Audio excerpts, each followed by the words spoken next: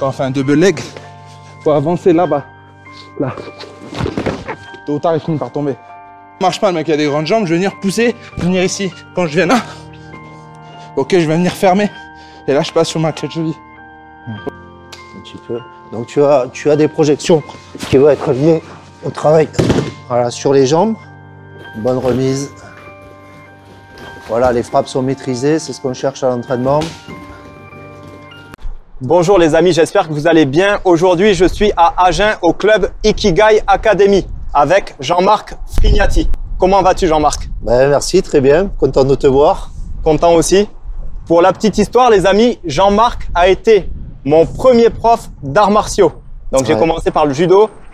Je sais plus quel âge j'avais, 4 ou 5 ans, donc ça fait un moment. Ça fait un moment, ouais. Ça doit faire 27 ou 28 ans. Ça fait drôle d'entendre ça, ouais. Ouais, ça te rajeunit pas? Non, pas moi du non tout. plus. Non, non. Jean-Marc, tu vas nous présenter ton club, s'il te plaît. Oui. Donc, ton club s'appelle, je le rappelle, Ikigai Academy. Il se trouve à Agen, dans le Lot-et-Garonne. C'est ça. Et tu es franchisé Académie Pythagore. C'est ça, exactement. Donc, vous faites du MMA, du judo et du jiu-jitsu brésilien. C'est ça, exactement. Bon. Depuis 4 ans. Depuis 4 ans, en 2019, on a ouvert. Et voilà, et après, salle multi-sport de combat. Et on est affilié sur plusieurs fédérations. On participe aussi au championnat de Pancras. Récemment en kickboxing aussi, boxe thaï. Donc on est un petit peu sur tous les secteurs liés au sport de combat. Voilà. D'accord. Bon, on va aller visiter l'intérieur maintenant.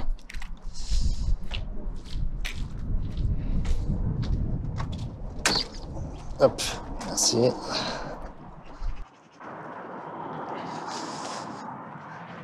Donc là, c'est l'accueil. C'est ça, partie accueil, partie coin détente pour les parents, pour les élèves aussi, bien sûr. C'est important, voilà, d'être bien installé dans la salle. Déjà pour les parents qui attendent pendant les cours, et puis pour les élèves aussi, quand ils arrivent avant les cours ou qui veulent discuter tranquillement. Il n'y a pas que l'entraînement, il y a aussi le côté convivial. Et justement, Pythagore tient vraiment à ce côté-là aussi. Côté amical, côté convivialité, c'est hyper important. Voilà, il n'y a pas que la partie combat dans une salle. Donc Pythagore, c'est l'académie des frères Fernandez. Oui, c'est ça. Manu et Fred Fernandez, voilà, que j'ai rencontré alors que j'étais en Martinique, parce qu'à la base, j'étais en Martinique quand je me suis affilié à Pythagore. Donc ça devait être en 2015.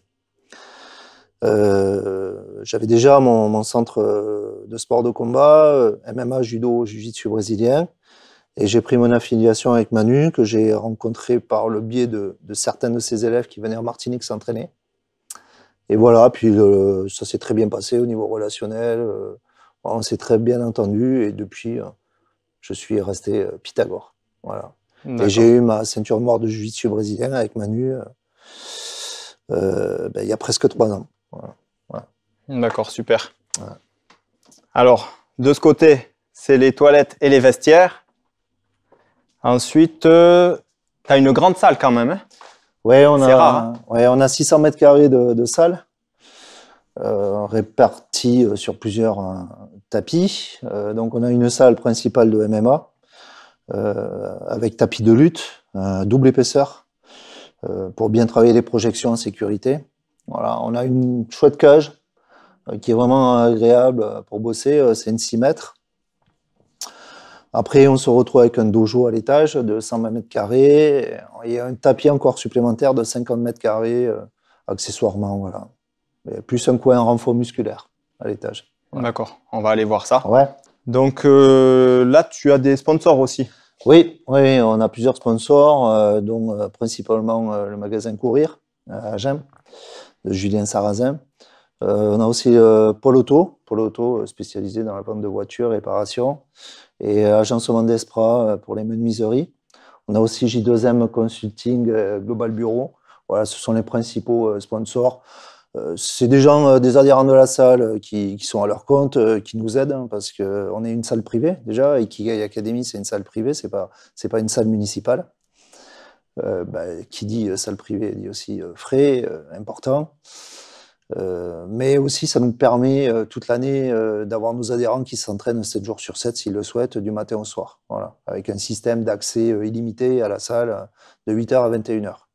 Donc, il y a les cours collectifs, mais il y a aussi l'entraînement libre qui est quand même surveillé, mais ils peuvent venir à n'importe quel moment de la journée pour s'entraîner. Voilà. Et les sponsors nous aident à supporter le budget aussi compétition, parce que c'est quand même un gros budget sur la saison, accompagner les élèves aux 4 coins de la France ou à l'international. Donc, grâce aux sponsors, on arrive à s'en sortir. Voilà. D'accord. Et tes élèves ont aussi cette grande télé pour pouvoir s'entraîner seuls et regarder des vidéos sur YouTube, c'est ça? Voilà, notamment tes vidéos, ils peuvent les regarder. Voilà. Et puis voilà, pour les cours techniques aussi, hein, s'ils viennent un dimanche après-midi, ils veulent voir une vidéo sur comment, je sais pas moi, boxer sur un sac de frappe, comment s'entraîner sur telle ou telle technique en jiu-jitsu brésilien. Donc, ils ont accès à YouTube, ils ont accès aussi à des techniques sur des clés USB qu'on a. Donc, ils peuvent, grâce à ce support vidéo, ils peuvent aussi juste se mettre la musique et profiter. Voilà, mais c'est un outil confortable pour leur entraînement aussi. Voilà. Ça nous permet aussi, pendant les entraînements, de se mettre quelques vidéos, c'est sympa. Ça donne une ambiance sympa. Ouais. Voilà. Bon, on va continuer la visite en haut. Ouais.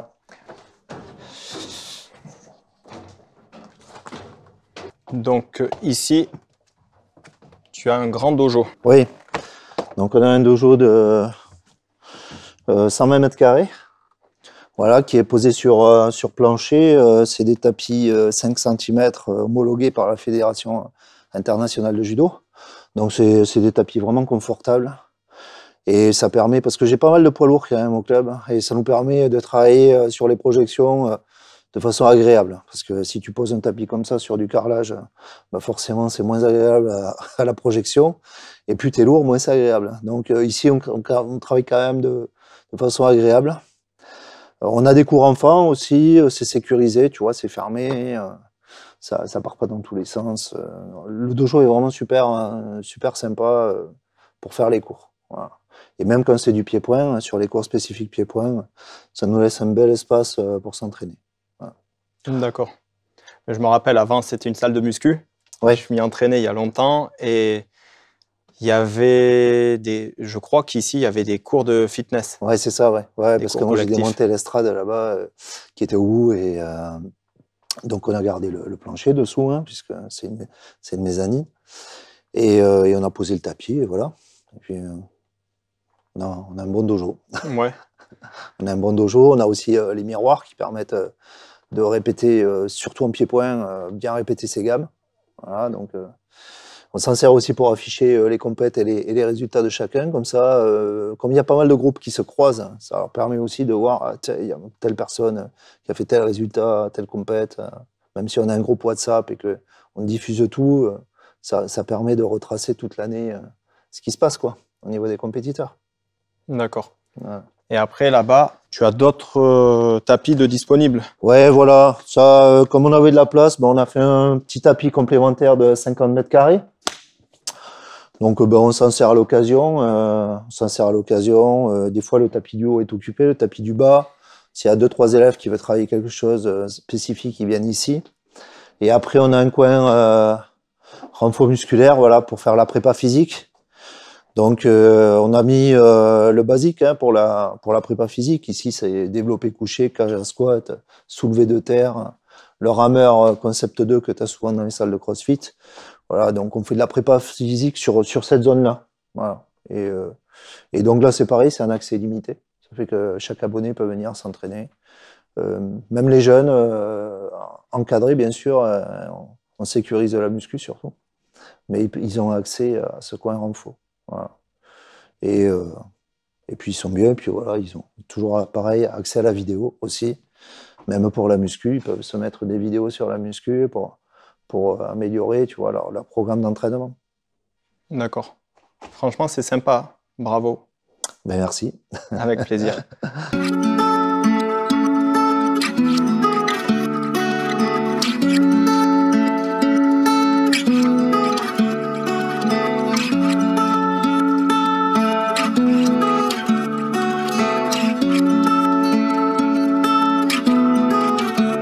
Et donc, Jean-Marc, du haut de tes 53 ans, bientôt 54, c'est ça. Est-ce que tu peux nous rappeler ton parcours, s'il te plaît?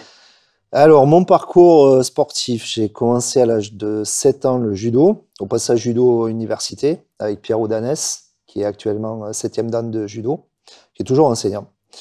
Donc, j'ai fait toutes mes premières années en judo compétition, beaucoup de compétitions, jusqu'à l'âge de 19 ans, où je me suis gravement blessé à l'épaule plusieurs fois, ce qui a stoppé ma carrière sportive, on va dire, en judo, pour un niveau correct, on va dire, en compétition. Je me suis mis tout de suite dans l'enseignement. J'étais prof de judo à 19 ans, brevet d'état à 22 ans.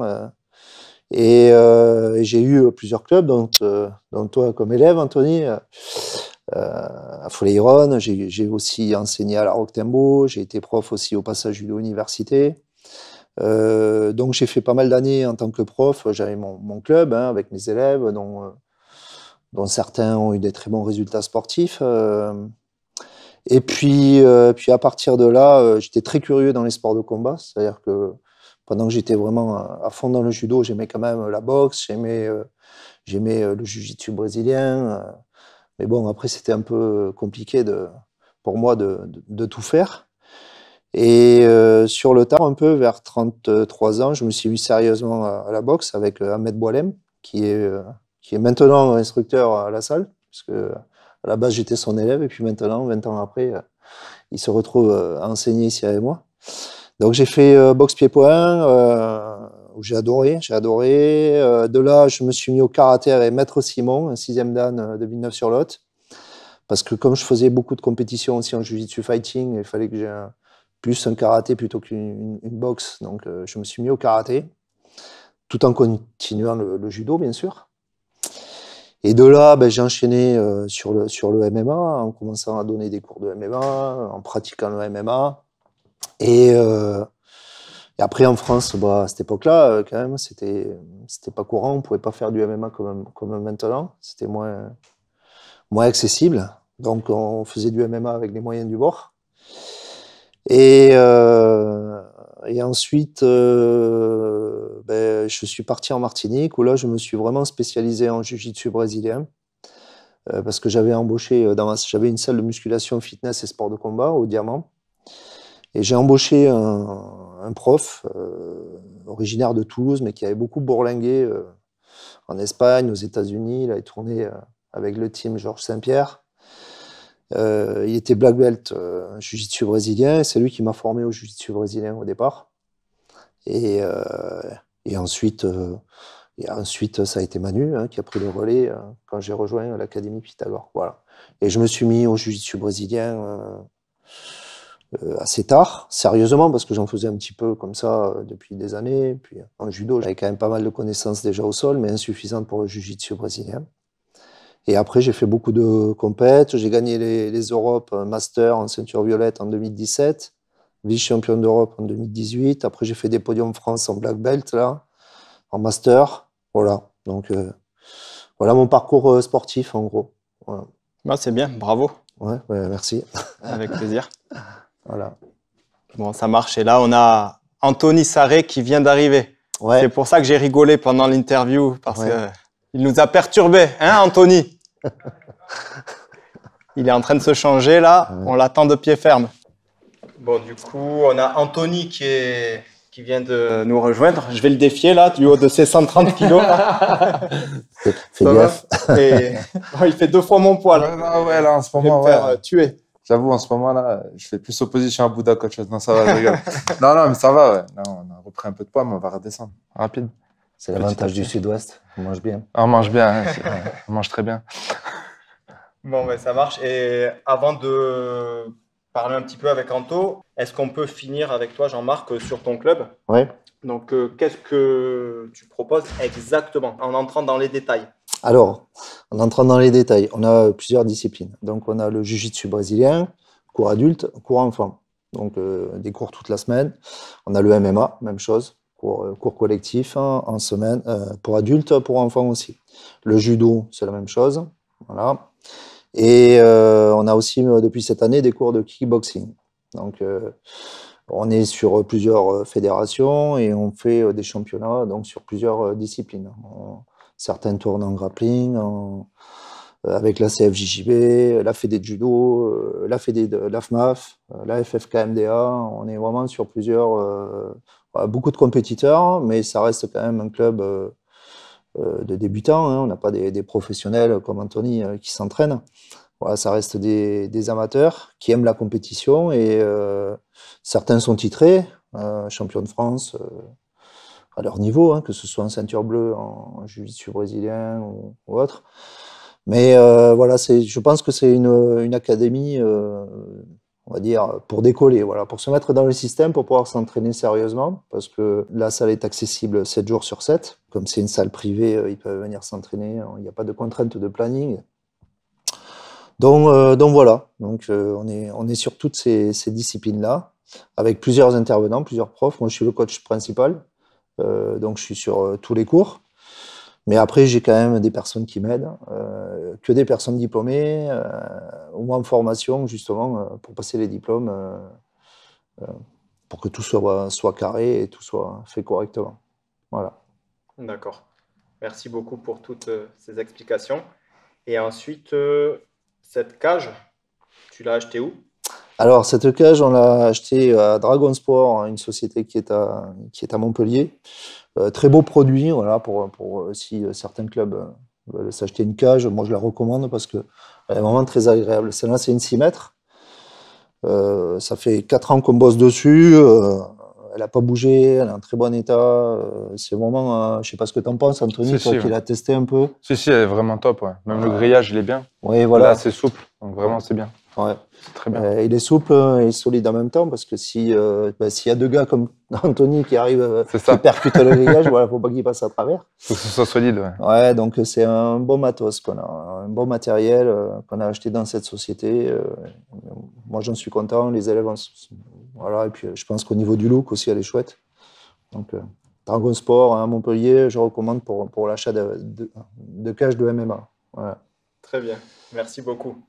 Et donc là, on a Anthony qui nous a rejoint, donc Anthony Sarré qui est combattant de MMA et qui va se remettre au grappling aussi. C'est ça, j'avais arrêté un petit peu donc les compétitions, ouais. pas les entraînements, mais les compétitions j'ai laissé de côté pour me fixer 100% sur le MMA. Le fait d'être au factory, quoi, j'avais pas le choix de me fixer aussi sur ça.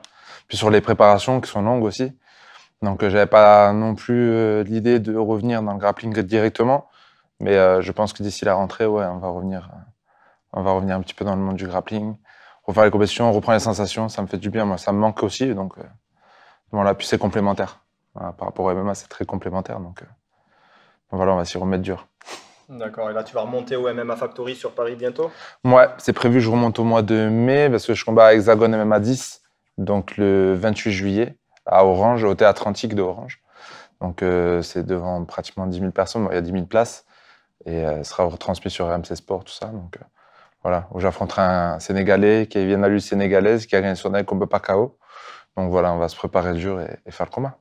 D'accord. Et quand tu es sur Agen et Villeneuve-sur-Lot, tu viens un petit peu t'entraîner ici aussi? Moi, parce que c'est le seul endroit où il y a vraiment une cage. Voilà, c'est vraiment un beau complexe. Puis voilà, je m'entends bien avec Jean-Marc, c'est quelqu'un de très bien. Et pour venir s'entraîner, c'est vraiment ici qui c'est top quoi, par rapport au MMA. Il y a la cage qui, bon, elle fait 6 mètres, mais elle est très bien. Et en haut, il y a les tapis aussi pour tourner. Puis des fois, je viens avec mon coach de boxe anglaise ici, travailler. Donc, ouais, je remercie Jean-Marc de m'avoir accueilli déjà, très gentil. Et puis à Villeneuve-sur-Lot, en complexe Amir Mori, où je m'entraîne en lutte. Après au judo à Bias, bien sûr. Et où je fais ma préparation physique. Je faisais à Yaka Sport avant, là, mais là, maintenant, je me suis mis à Basic Fit, donc pour changer. Voilà, tranquillement. Bon, très bien. Merci à tous les deux. Avec plaisir.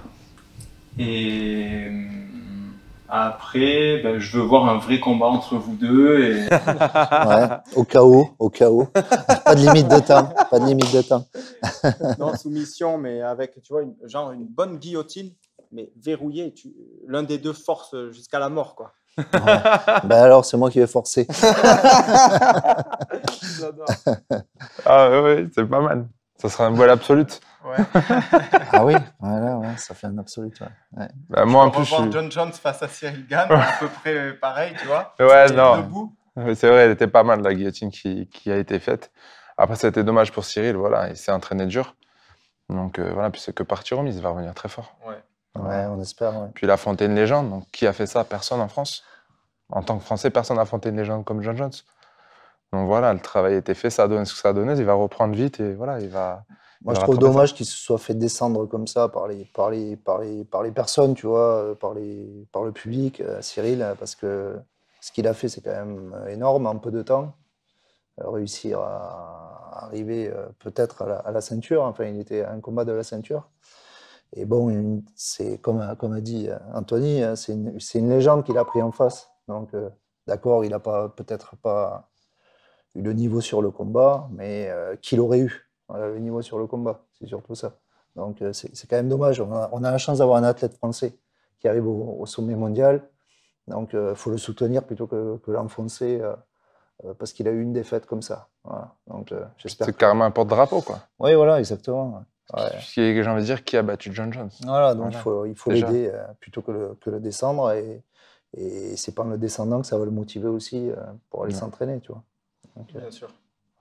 On en revient toujours à la même chose, c'est un problème de réseau, c'est les réseaux sociaux, tout le monde se permet de dire tout ce qu'ils veulent, non? Voilà, ça fait partie du jeu, malheureusement, mais on est dans une société aujourd'hui, c'est comme ça, donc il faut accepter, il faut avancer, faire les choses, et puis bon, personne n'a la place de Cyril, personne n'a la place des vrais combattants professionnels qui sont dans la cage, qui endurent ce qu'on endure, donc de ce point de vue, voilà, on avance, on accepte les bonnes critiques, les mauvaises critiques, mais après voilà, il y a aussi le respect qui est important aussi, le respect des combattants surtout qui est très important, et des coachs aussi d'ailleurs. Donc voilà. Ouais. Le pire, c'est que souvent, les gens qui critiquent, bon, déjà, caché derrière un pseudo, c'est facile. Derrière un pseudo et derrière un écran, c'est facile de critiquer, mais quand tu regardes, c'est même pas des combattants. C'est des gars qui sont nuls, qui connaissent rien et qui parlent. Et qui t'expliquent qu'ils feraient mieux qu'un tel ou un tel. C'est ça. Comme des gars, parfois, qui critiquent des bodybuilders, et tu regardes leur physique et ils ont des physiques de merde. C'est ça. Et en fait, ils critiquent des gars sur YouTube qui ont des bons physiques. C'est des physiques pourris. À croire qu'ils sont des diététiciens, ils connaissent tout. C'est ça. Après, ça, c'est le problème des réseaux sociaux, comme tu as dit. Hein, c'est vraiment tout le monde peut se lâcher, raconter n'importe quoi. Donc, tu vois de tout. Voilà. Après, c'est un déversoir un peu. Voilà. Moi, je crois qu'il faudrait mieux que les gens se soutiennent un peu, tu vois, se motivent entre eux, plutôt que se descendre dès qu'il y a le moindre faux pas, quoi. Voilà. Bien sûr. Donc, surtout qu'en tant qu'athlète français, où voilà, c'est quand même minimum de supporter la France. Supporter les combattants français, c'est important. Mais bon, après, il y en a, ils décident de faire autrement, voilà. Voilà, tout à chacun, ils font ce qu'ils veulent, mais en tout cas, voilà, c'est dommage, ça se passe comme ça. Ouais. Je trouve ça dommage, mais bon, espérons que ça va changer avec les années à venir, on verra. Peut-être que, faut toujours espérer. Avec toi? Ouais. Bon, moi, j'ai déjà des haters, hein, mais bon, c'est pas grave, ça me dérange pas. Bon, comme tout le monde, hein, tout le monde en a. Hein. Ça fait partie du jeu, hein, si on va par là. Mais voilà, en aucun cas, ça va m'arrêter, hein, voilà, comme d'habitude. Voilà, puis ça arrête personne, tout ça. Parfois, c'est un moteur, parfois, voilà, parfois, on prête même pas attention, parce que voilà, nous, on fait notre bout de chemin, et les gens, après, voilà, ils pensent ce qu'ils veulent. Quoi. Si on te critique, c'est qu'on parle de toi. Si voilà, on parle de toi, c'est bon signe. C'est ça. C'est que t'as pris de la place. C'est tout à fait ça. En tout cas, ça fait bizarre de voir Anthony là, tout souriant et tout. Je me rappelle, avant, je le voyais, il bossait là en sécurité, tout ça, il faisait des têtes c'est vrai, un peu peur, tu vois. Bah, on est obligé de rester sérieux après quand tu es avec les gens dehors, en extérieur et tout ça, quand on fait un travail comme ça, on est obligé. Mais après, dans la vie de tous les jours, je suis toujours souriant, voilà, ça a toujours été. Moi, j'ai toujours été comme ça, que ça aille bien, que ça aille mal, j'ai toujours souri.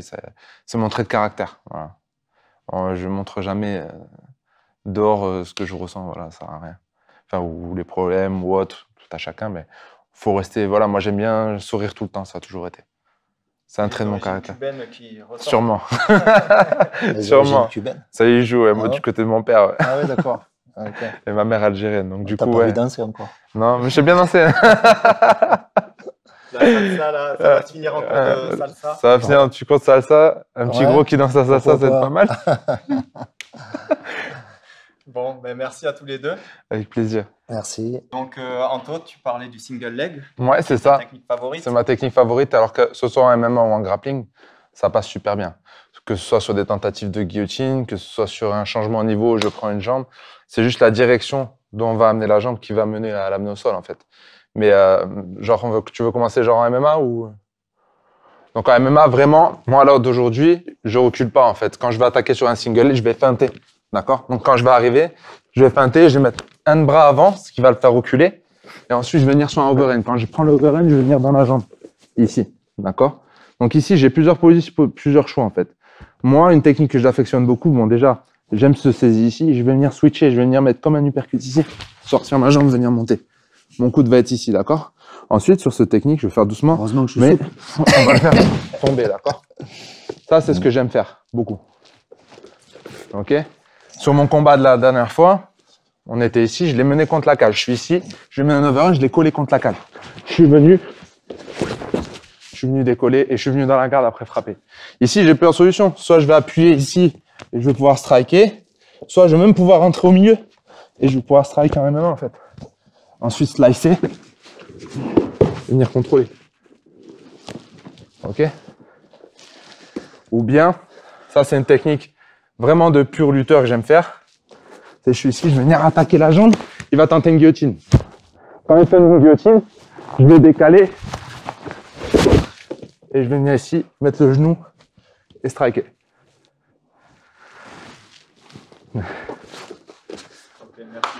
Plaisir. Ouais, un vrai travail de lutteur. Ouais, un vrai travail de lutteur. Puis son gabarit lui permet de faire ça aussi. Voilà. Ouais, c'est vrai, c'est un bon gabarit pour les arrachés. Et je trouve que les arrachés, c'est vraiment bien au MMA parce que ça impressionne énormément l'adversaire. Tu as des amenées au sol qui peuvent être faites. C'est ça. Mais quand tu fais des arrachés et que tu exploses le gars, parce que c'est le mot, hein, Bien sûr. si tu l'exploses, psychologiquement, ça abîme quand même beaucoup le combattant. Surtout pour ceux qui arrivent un peu moins des sports de contact. Et quand tu as pris une arrachée, une projection, une deuxième, une troisième, tu te dis oh là, j'y vais plus là, celui-là. Ah, c'est et ça te compliqué. met plus, même si tu es un très bon striker, ça te met plus du tout en confiance sur ta boxe. Parce que te faire éclater, que tu arrives dans le grillage ou que tu arrives au sol, psychologiquement, ça abîme. Ça demande plus d'énergie Bien sûr. qu'une amenée au sol. Beaucoup plus de dépenses. Voilà. Beaucoup plus de dépenses. Mais par contre, psychologiquement, je trouve que ça a un impact très fort Bien sur, sûr. Ça, c'est sur le énorme. combattant d'en face. Même contre la cage, tu vois, sur du contrôle cage, moi, j'affectionne beaucoup ce travail-là. Mais quand je suis sur un contrôle cage, ce que je fais en premier lieu, c'est de lever la main vraiment en très en haut. Mon genou, il va rentrer au milieu, ici. Ma tête va être en contrôle. Donc ici, je vais pouvoir striker. Boum, boum, aller chercher même dans les jambes. Et après, je vais pouvoir faire cet exercice-là de position. Si ça ne marche pas, ici, je vais pouvoir venir arracher mon adversaire. Ça, c'est quelque chose, j'aime énormément le faire. Ou bien, si je suis contre la cage, je vais striker et ici, je vais pouvoir l'amener sur un Uchimata. Ah, ça, c'est bien. Ça, c'est très bien, ça. Ou bien une autre technique que Après, c'est j'affectionne. technique, tu vois. C'est quand même... Une autre technique que j'affectionne. Si je suis loin, il m'a reculé la jambe, je vais pouvoir venir la crocheter. Ok? Si ça marche pas, je vais me relever ici. Ce que j'aime énormément faire. Et là, je vais venir ramener. Hop. Ok, ça va Jean-Marc? Ouais, super. Ben, le tapis est super confortable. Je fais la pub pour mon tapis aussi. Ça, c'est quelques techniques parmi tant d'autres. Mais aujourd'hui, c'est vrai qu'en MMA, il faut savoir feinter sa boxe pour entrer dans ta lutte. Donc pour feinter, c'est même plus rester ici et être là. Pour feinter, c'est ça. Ok? Ça veut dire que je regarde sa jambe, boum, et j'ai une de lutter. C'est beaucoup ça. Changement de niveau en fait. Ouais. C'est ce que je travaille tout le temps en fait. Ouais. S'il va à droite, je mets un crochet du droit. Il va à gauche, je mets un crochet du gauche. Tout en lui mettant une pression pour aller chercher mon jeu. Mais c'est beaucoup de travail à développer en fait. Ouais, c'est un niveau avancé là. C'est vraiment pas du Stratégique. MMA de débutant. Quand je dis débutant, ça peut être même quelqu'un qui pratique depuis 1 an, 2 ans, 3 ans. Hein. Là, c'est vraiment du niveau avancé où tu connais déjà toutes tes parties striking, C'est ça. lutte, sol. C'est Voilà, comme une partition. vraiment- C'est Voilà. pareil. Ouais, c'est ça. Mais c'est un jeu de transition. Aujourd'hui, on peut plus arriver et boum, enfin, c'est terminé. Voilà, ça peut arriver. Hein. Mais aujourd'hui, le jeu, c'est vraiment de changer de niveau, de pas rentrer dans le tunnel du lutteur pour le striker, ou bien de feinter ma lutte dans ma boxe. C'est, je vais partir avec une attitude de boxeur, mais je sais que je vais le lutter. Mais du coup, c'est un jeu de feinte, c'est un jeu de regard, c'est un jeu de plein de choses. tu peux plus aujourd'hui plonger dans les jambes, c'est trop dangereux. Ce qui est arrivé à Ben Askren et Jorge Masvidal. Ouais. Voilà, il y a des jeux de lutteurs qu'il faut éviter de faire. Il faut plus faire du striking lutte. Je vais striker, je vais lutter. Ouais. Pareil, si j'envoie un overhand, c'est pas envoyer un overhand pour envoyer overhand et le laisser partir en fait. Moi, si parfois, si je mets un overhand, on est ici, je suis là, je mets un bras avant, le overhand va me servir à avancer sur sa jambe. Tu vois? Et après, là, c'est cadeau. Je peux lui prendre le dos, je peux le faucher, je peux faire plein de choses. Mais le tout, c'est de rester en contact. Pareil, ce que je travaillais beaucoup, c'est que quand je suis en contact ici, il part. Je vais venir le lutter, bloquer, revenir ici. Là, restriker, redescendre, rechercher un dos, restriker, venir ici. Et là, pouvoir saisir, venir projeter. Venir ici, voilà, c'est cadeau après. Voilà. Ça va? Avec plaisir. Impeccable. Ça va. Ben, il maîtrise. Quand il maîtrise, tu peux chuter, prendre des frappes, tu risques rien. C'est quand il n'y a pas de précision que c'est compliqué. Là, il y a un peu plus de risque de dégâts. Très bien. Et toi, Jean-Marc, ta technique préférée, c'est quoi?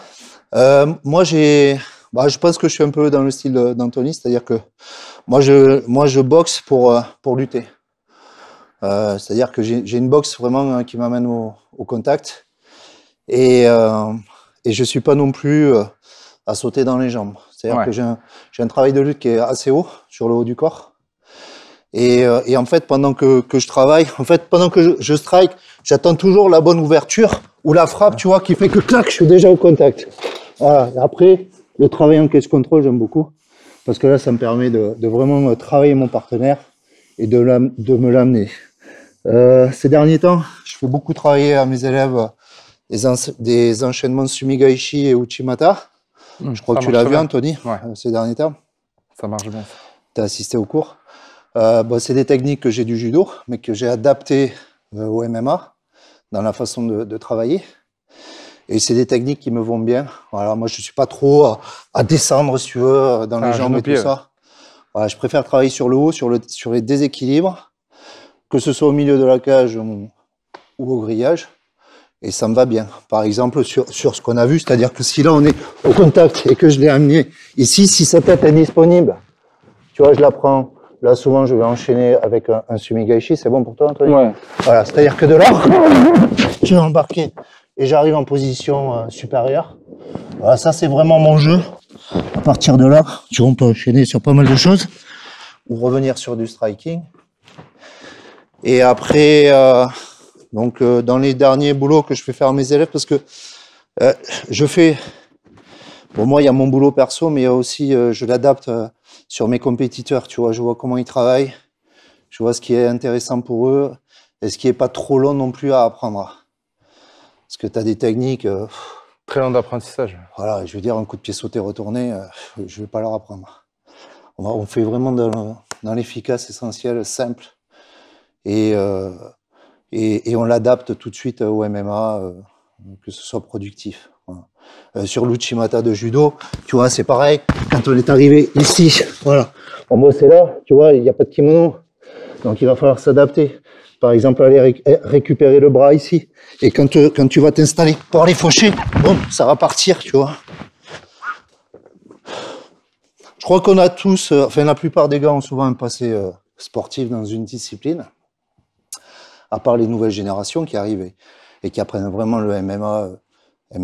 Ouais, et donc, tu adaptes quand même ton passé à la façon de combattre au MMA. Voilà.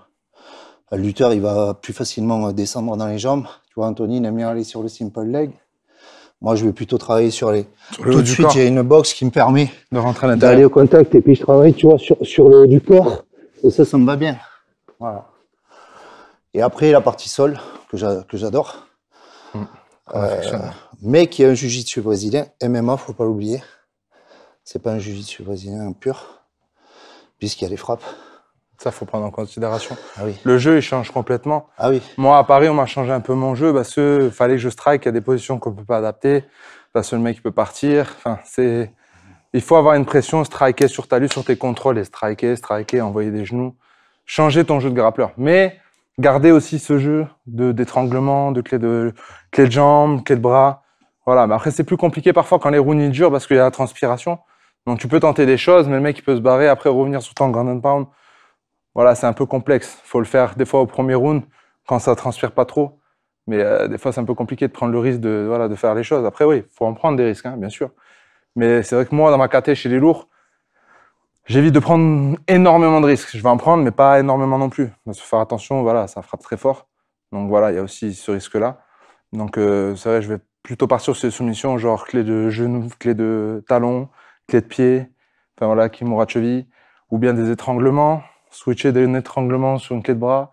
C'est ce que j'affectionne quand je prends un dos. Voilà, c'est des trucs que j'aime bien. Surtout si on se retrouve dans une position assise, j'adore faire ça, quoi. C'est un contrôle où je peux la montrer si tu veux. Ouais, vas-y. Voilà, genre on est par terre, ça y est, je l'amène au sol. Tu veux comme ça? Assis, mets-toi assis. Assis? Genre je suis ici, je lui ai pris le dos, d'accord? Je suis en contrôle, donc je vais essayer de striker. Si je pars à droite ici, je vais le finaliser, ok? En étranglement. Si j'arrive pas à rentrer ici, je vais contrôler ce bras. Et là maintenant, je vais switcher. Et là je passe sur une clé de bras. Donc ça, c'est vraiment un jeu que j'affectionne. Pareil sur des contrôles en MMA, genre contrôle contre la cage, ce que j'ai fait à mon dernier combat, il a 4 pattes. J'ai réussi à l'amener à 4 pattes au sol. 4 pattes, ok. Voilà, il est ici. Donc là, moi, je vais maintenir ici, je vais me maintenir là. Et là, je vais pouvoir travailler en genou. Ok? Voilà, ici, contrôler et venir striker. D'accord? La dernière fois, ce que j'aurais pu faire, c'est prendre carrément ici et partir sur ma clé de talon. Ce que j'ai pas fait dans le combat, forcément. Mais on pense pas parfois à tout dans un combat. Là, j'étais vraiment sur de la répétition. J'ai travaillé avec Jordan, Zebo et tout ça. Et on travaillait plutôt sur du contrôle à frapper. Faire mal. Pas soumettre tout de suite. Quand je pouvais soumettre. Mais sinon, c'était compliqué. On restait là que sur du striking. Donc, pour ça, j'ai beaucoup travaillé ça. Après, le striking au sol, on pense souvent que c'est pour les strikers. Mais il aide énormément les gars qui sont bons au sol parce que ça te crée beaucoup d'ouverture. Et Anthony, qui est un bon grappleur et qui est fort au sol aussi, qui a un bon niveau en jiu-jitsu brésilien, ben en fait, je pense que c'est ça, les frappes t'aident à ouvrir le jeu. Ça va m'aider à ouvrir le jeu. On pense trop, je pense peut-être que les gens qui connaissent pas trop, ils se disent ouais, lui c'est un striker, il faut qu'il strike au sol, mais en fait le striking au sol aide beaucoup les gars qui sont spécialisés au sol parce que ça te crée plein d'ouvertures et derrière le boulot il est encore plus facile. C'est ça. Plutôt que d'aller à l'affrontement sans les frappes, c'est quand même plus compliqué. Et le striking, c'est vrai que ça t'ouvre les portes. Ça ouvre beaucoup de portes, même sur des contrôles si je suis dans la garde. Dans mon dernier combat, j'étais dans la garde. Il y en a plein, ils m'ont dit, mais pourquoi tu passes pas la garde? Parce qu'on n'est pas en grappling. Je passe ta garde, il roule, il se relève. Mon travail recommence depuis le départ. Tu vois? Donc là, je préférais prendre mon temps. Je suis dans la garde, c'est du MMA, donc je vais striker. J'arrête pas de striker, c'est le but. Mettre un coude, mettre des hammer fists. Je les travaille à l'entraînement, je les reproduis en combat. Le truc, c'est parfois les arbitres, voilà, certains, ils relèvent très rapidement alors qu'ils n'ont pas à relever vu que je suis dans le travail de striking au sol, dans du travail de ground and pound. Normalement, on n'a pas à relever rapidement. Ça se fait pas. Et là, ça a été fait. Tant pis, c'est pas grave, c'est le jeu. Hein. Mais à la base, vraiment, quand on est dans la garde, moi, quand je suis dans la garde, je vais striker. À l'époque, je cherchais à passer la garde, je cherchais à faire mon jeu de grappleur, simplement. Maintenant, aujourd'hui, en MMA, je vais striker. Non-stop, non-stop, non-stop. C'est le but, avec des contrôles. Il y a plein de manières de striker dans une garde. Et genre, je suis dans la garde. Il y a plusieurs façons de striker dans une garde. Donc, on est ici. Moi, j'aime faire ça déjà. Et après, venir. OK, ici. Venir en coude. Ou parfois, maintenir ce bras et venir striker avec l'autre. Switcher. Venir striker avec l'autre. Donc, le bras, faut vraiment qu'il soit pas là. D'accord? Faut que le bras il soit très tendu, mon bassin vers l'avant. Et là, je mets la puissance. OK? S'il ouvre, tant mieux. Ça va me créer l'opportunité. Donc, passage simple, toujours posturer, jamais rester ici. Ici, je prends un triangle si je reste ici. Le but, ça va être de posturer, poser ma main, mettre les hanches, passer. Et là, voilà. Là, ça va être un autre jeu où je vais pouvoir venir passer sur une kimura ou bien repasser en latéral, restriker. Voilà. Ou bien faire un passage ici, restriker. C'est que des jeux de transition, de switch. On adapte le grappling dans du striking. Ok. C'est là que le MMA est intéressant parce que quand tu prends discipline par discipline, tu te plantes. Si tu veux faire que du JJB pur au sol en MMA, tu vas faire des grosses erreurs. C'est ça. Tu veux faire une lutte, purement lutte au MMA, tu vas faire des grosses fautes. Et le striking, c'est pareil. Là, j'ai un élève, justement, qui arrive de la boxe française. Et il a une boxe très propre, très belle, tout ça. Et tu vois, il faut qu'il s'adapte, cette boxe, pour le MMA, parce que c'est plus du tout pareil. Et chaque discipline, comme ça, tu dois vraiment l'adapter. Le MMA, c'est vraiment devenu un sport à part entière. Ou même ta boxe, c'est une boxe MMA. Moi, j'appelle ça une boxe MMA. Exactement. C'est plus une boxe. Tu peux pas dire que c'est du kick, de la boxe taille, de ce que tu veux, de l'anglaise. C'est vraiment une boxe MMA, quoi. Et moi, sur les cours, on travaille ça. On travaille la boxe pure. Tu peux faire de l'anglaise, tu peux faire du kick. Mais après, il faut vraiment mettre... Et puis les mitaines, c'est pas pareil. C'est ça. Moi, je travaille pas du tout pareil. Je trouve en mitaine que quand j'ai des gants. Tu vois, t'as pas la même façon de bosser. Même sur le positionnement de la garde, c'est complètement différent. Ouais. On peut pas avoir une garde 100% en boxe anglaise quand on va combattre à MMA, c'est compliqué. Ça va être très compliqué. Parce que tu vas te faire ramener au sol, parce que voilà, tu peux pas faire des rotations propres comme en anglaise. L'anglaise, c'est plus, moi, mon coach, il me fait plus travailler sur du vicieux. C'est-à-dire, c'est d'attaquer dans l'attaque ou contre-attaquer. D'accord? Au moment où il déclenche, je vais déclencher. C'est-à-dire, on est là, genre, il va me mettre un bras arrière, je vais rentrer moi aussi dans le bras arrière, d'accord? Donc, je vais lui couper la trajectoire.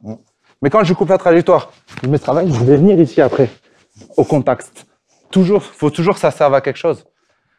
C'est pas, moi, je suis pas un striker pur et dur. Donc, forcément, je vais pas chercher un combat en kickboxing. On n'est pas en kickboxing dans la MMA.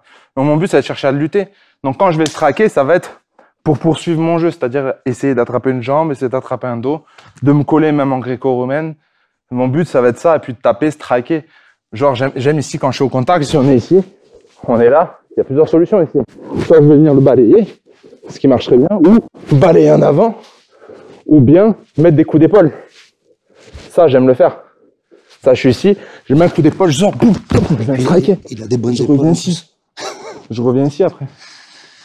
Puis ce qu'il y a aussi, c'est qu'au MMA, faut pas se faire toucher, quoi.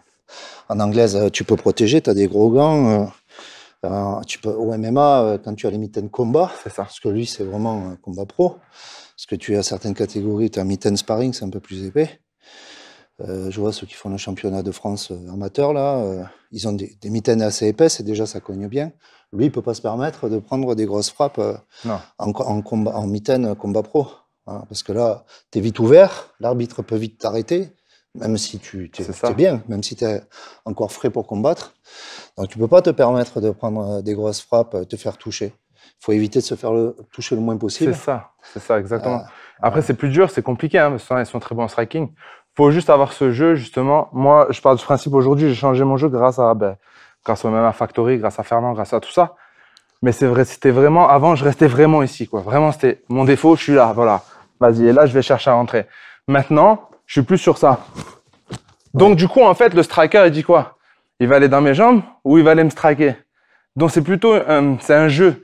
Je vais le faire douter. Il va douter. Mais si je peux m'approcher ici, je vais faire style d'attaquer une jambe, je vais venir en uppercut. Il peut pas lire ton ou venir encrocher et revenir travailler. Tu le feintes en permanence. Je le feinte en permanence. Ça fatigue. Les premières fois, ça te fatigue parce que voilà, en plus, je suis lourd. Donc oui, ça fatigue. Mais quand tu es habitué après à le faire, que tu as l'habitude de le faire, ça devient automatique. C'est-à-dire qu'après, moi, je me forçais dans les sparring à le faire H24. En fait, j'avais une stratégie contre mon adversaire. On l'a travaillé à la palette, donc avec tout le monde. Mais le but, c'était dans le sparring, reproduire mon travail que je faisais à la palette. C'est-à-dire, c'est pas partir au sparring et faire la bagarre et voilà, pas refaire ta stratégie. Le but, c'est de refaire ta stratégie, en fait. Moi, ma stratégie, c'était le striker, le coller. C'est ce que j'ai fait dans les 15 premières secondes du combat. Je lui ai mis une gauche-droite, je lui ai mis un single leg, je l'ai amené au sol. Ça a été vite fait parce que c'était automatique. C'est devenu automatique parce qu'en sparring, je l'ai fait tellement de fois avec tout le monde que ça en est devenu naturel. J'ai pu réfléchir dans le combat, en fait. J'étais prêt pour le combat. Je dis, c'est bon, je pense plus à rien. Je sais ce que j'ai fait.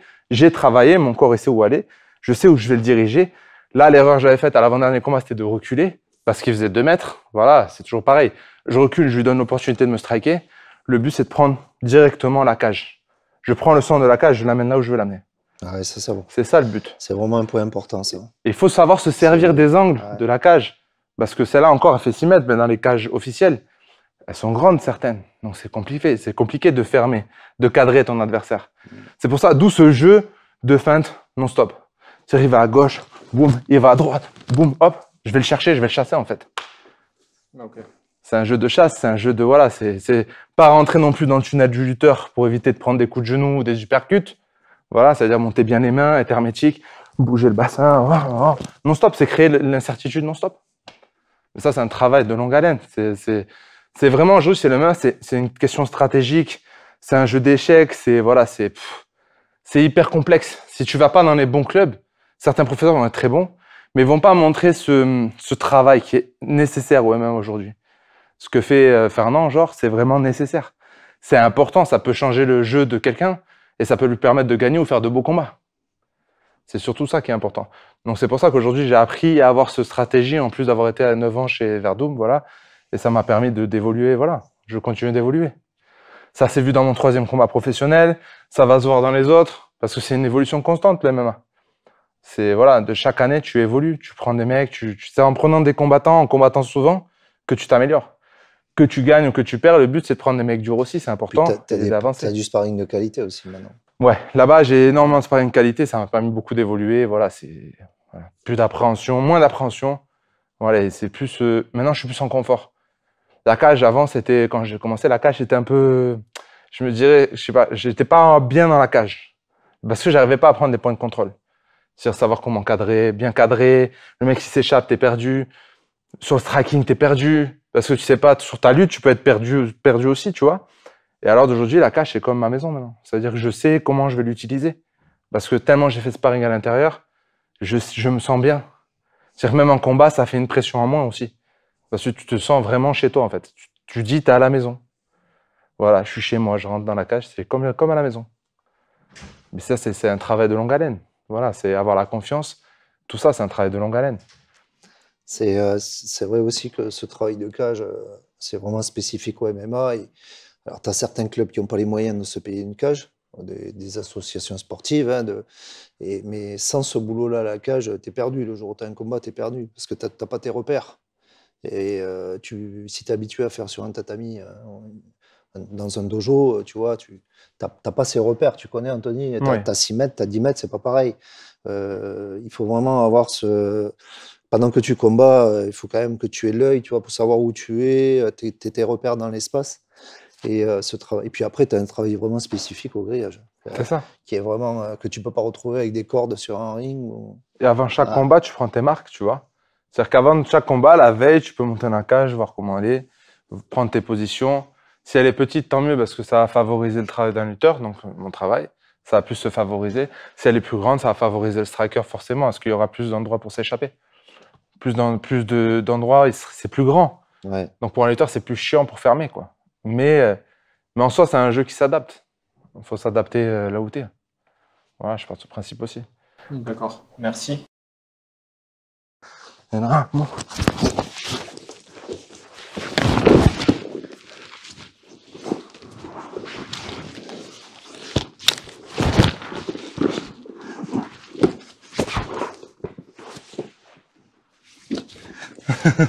Il me décolle comme une plume. Après, si vous pouvez expliquer justement à quoi sert le double leg. Donc, le double leg va me servir surtout à changer de direction, changer mon adversaire de direction.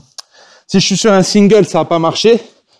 Le but, c'est de coller ma tête, parce que je peux prendre une guillotine si ma tête elle est baissée. Là, si je suis ici, il met une guillotine, c'est pas grave, je peux changer. Ok, ici, c'est mort, je la prendrai pas. Donc mon but, ma tête, c'est un gouvernail. Quand je l'ai pris, je vais pas avancer ici. Je vais avancer là-bas. Et quand je vais avancer là-bas, je vais venir décoller. Mettre un genou en contrôle. Si il est dans cette position, ici après, je peux venir chercher un dos. Et venir finaliser. Ok? Donc le double leg, faut vraiment pas pousser là-bas. Quand on fait un double leg, faut avancer là-bas. Là. Tôt ou tard, il finit par tomber. Ok? Ça part bien. Ouais, je vois ça. Donc voilà. On peut partir. Tac, on est ici. Donc là, ici, moi, j'aime bien jouer ici. Souvent, soit je vais partir là. OK. Ici, j'en monte de plusieurs possibilités, d'accord? Je suis ici. Mon but, c'est de contrôler ici. Souvent, ou d'aller là, ici, pousser. OK. Mais si ça marche pas, le mec, il a des grandes jambes, je vais venir pousser, venir ici. Quand je viens là, OK, je vais venir fermer. Et là, je passe sur ma clé de cheville. OK. Si ça marche pas, j'ai une clé de talon à l'intérieur. Je bloque le talon ici et je viens ici fermer et je tourne dans ce sens. OK. C'est très mal, ça. Ah ouais, celle-là, ouais. Faut taper vite. Faut taper vite, ouais. Donc ça, c'est quelque chose que j'affectionne beaucoup. Ou bien, vas-y, on repart en dessous. L'erreur, souvent ils font, il y en a certains, je fais exprès de mettre ce pied-là. Certains, des fois, ils mettent une de la rive. Quand on met une de la rive ici, c'est très dangereux. Jean-Marc, la dernière fois, il montrait des passages depuis ici. Moi, ce que j'affectionne, c'est de faire ça. En kimono, on le fait souvent, ça. Switcher d'un step, faire un step. Moi, ce que je fais, je vais faire un step, mais je vais tourner. Et quand je vais tourner, je vais passer sur la clé de genou. Ou je peux maintenir ici, venir là. Et là, je pars sur la clé. OK? Là, tu la connaissais, je pense. Ouais, ouais, ouais. On la travaille, ouais. On la travaille. Elle est très efficace. Ouais. Après, moi, j'ai peu d'élèves qui peuvent la pratiquer parce qu'ils n'ont pas le grade. Bien pour sûr. le faire. Bien sûr. À part ceux qui combattent en Newaza. Mais sinon, c'est destiné quand même au MMA à un certain niveau. C'est ça. Ou à dégrader en jiu-jitsu brésilien. Ou mettre une compression de mollet, admettons, pareil. Voilà. Quand il est par terre. Donc, toujours la même position. Je viens faire style de faire ça. Mais avant de rentrer complètement ici, je vais venir passer mon avant-bras ici, d'accord? Maintenant, je vais venir fermer. Et là, je vais venir m'asseoir. OK? Le but ici, c'est pas de tirer. Le but ici, c'est de mettre un maximum de pression. Pour mettre un maximum de pression, je vais m'asseoir. OK? Donc ça marche super bien. Ou les clés de poignet. Je sais pas si vous connaissez aussi. Un peu, mais montre, vas-y. OK. Donc là, pareil, on est ici. Je vais venir chercher. Je vais venir faire passer. Je suis ici. Premièrement, il va essayer de défendre dans la gorge. Quand il défend, je vais venir ramasser sa main. Maintenant, je vais venir ramasser son coude et je vais appuyer. OK. Deuxième solution. Moi, ce que j'aime faire en grappe, je vais faire style de lui donner le underhook. Quand il rentre underhook, vas-y, il rentre underhook. Là, avant qu'il rentre underhook, je vais venir saisir son biceps. Saisir son coude, ramener vers moi. Et ouais, ici. OK. Ah, celle-là, elle est terrible. Terrible. Celle-là, elle est violente. Ouais, elle est terrible. Ou bien, je suis ici, je vais venir travailler. On va essayer de faire une kimura. Ça passe pas. Je vais venir sur son poignet. Très bien, merci. Juste, je précise une chose. Là, il y a les élèves de Jean-Marc qui sont en train de se moquer de lui. Parce que pour une fois... C'est lui qui ramasse. En général, c'est eux, ouais, qui se plaignent. Non, mais c'est bien, c'est bien fait. Là, tu vois, il porte bien sa technique. J'ai aucune souplesse de poignet. Il porte bien sa technique et pourtant, ça fait pas mal. Donc, quand c'est bien maîtrisé, il n'y a pas de problème. Après, c'est quelques petites techniques. On peut pas montrer tout le grappling en une journée, forcément, voilà, ou en quelques temps. Mais ce sont des transitions. Ça va être un jeu qui va mener à une transition à une soumission. C'est ça le grappling aussi. C'est-à-dire, c'est de passer de la lutte au sol, du sol au placement, c'est-à-dire prendre un ciseau, c'est-à-dire prendre un 100 kg, prendre une montée, et ensuite de chercher à étrangler, mais de prendre son temps, soit étrangler, soit faire une technique, mais de prendre son temps. C'est-à-dire, on peut faire une technique et aller chercher la variété de la technique. Ça veut dire que sur une position, sur une technique, j'ai pas que cette technique. Il va me donner l'opportunité d'en passer une autre. Et c'est à moi de prendre mon temps. Donc, quand on est en combat, on a le temps. Souvent, il y en a, ils se pressent. Mais faut pas se presser. C'est pas, plus tu vas te presser, plus tu vas te faire ponter, tu vas perdre la position. Ça c'est le gros souci, c'est les gars qui se pressent tout le temps. C'est ça. Il faut prendre son temps pour bien faire les choses. Toujours prendre son temps. Ouais. Et c'est pour ça que même en sparring, même dans les combats, il y a des combats où ça va être, voilà, ça va être la guerre, on va se faire la guerre. Mais il y a des combats où ça va être un genre de drill non-stop. Ça veut dire passer une position, passer sur une soumission, rouler. On appelle ça rouler chez nous, on va rouler. C'est-à-dire qu'on va driller, on va aller tranquille, on va rouler tranquille. Puis il y a un moment où c'est pohada, ça veut dire là, c'est vraiment la guerre, on va partir sur du vrai combat, mais propre. Encore une fois, propre. C'est pour ça que moi, au début, c'est vrai que quand j'ai monté les grades après, j'hésitais des fois à tourner avec les ceintures blancs, mais c'est pas bien parce qu'il faut tourner avec les ceintures blancs pour leur apprendre, pour leur montrer que l'évolution, les faire évoluer, Pour évoluer, il faut tourner avec des plus gradés. Il ne faut pas tourner qu'entre nous. Nous, l'erreur qu'on faisait souvent, c'est des fois les gradés tourner qu'avec les gradés. Parce qu'il y a des préférences, parce qu'on tourne bien. Mais le but d'évoluer dans son jeu, c'est de tourner aussi avec les moins gradés. Pour qu'eux puissent évoluer et que toi, tu te perfectionnes dans ta technique aussi. Donc, c'est pour ça, c'est un jeu de partage, c'est un jeu d'échecs, mais c'est un jeu de partage souvent. Il faut partager dans ce sport, c'est important. Voilà.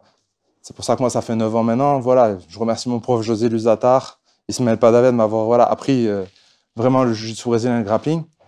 Mais c'est un sport où voilà, tu tombes amoureux de toute façon. Quoi qu'il arrive, tu tombes amoureux. On ne peut plus lâcher ce sport après, quoi. Mais c'est vraiment cette phase où il y a des transitions, il faut respecter, et puis il y a la soumission après.